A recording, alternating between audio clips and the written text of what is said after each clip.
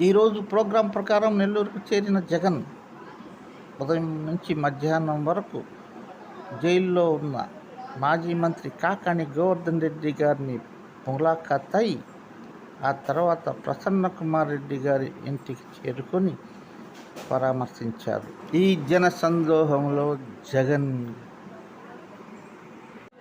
మధ్యాహ్నం వరకు కూడా బందోబస్తులో కనిపించని జనం, ఒక్క పోలీసులు తప్ప మిగతా వాళ్ళు కనిపించలేదు. కానీ ఎక్కడి నుంచి వచ్చారో ఆ జనం బిల్లబిల్ల బిల్లబిల్ల బిల్లమంటూ చేరిపోయారు ప్రదేశానికి.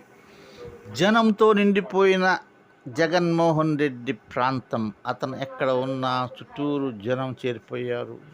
పోలీసుల పరిస్థితి వర్ణనాతీతం. ఈ జన సందోహాన్ని చూసి ఆందోళనలో ఏం చేయాలో తెలియలేని పరిస్థితిలో కొట్టుమిట్లాడిన పోలీస్. అబ్బో, ఈ జన సందోహం ఎంత కట్టుదిట్టంగా ఉన్నా వచ్చి పడిపోయారు జనం. విపరీతమైన జన సందోహం. ఎక్కడ చూసినా జగం చుట్టూరు జనం, జగం చుట్టూరు జనం, జనంలో జగన్. అంతా యువకులు, మధ్య వయస్సు వారితో నిండిపోయిన జన సందోహం.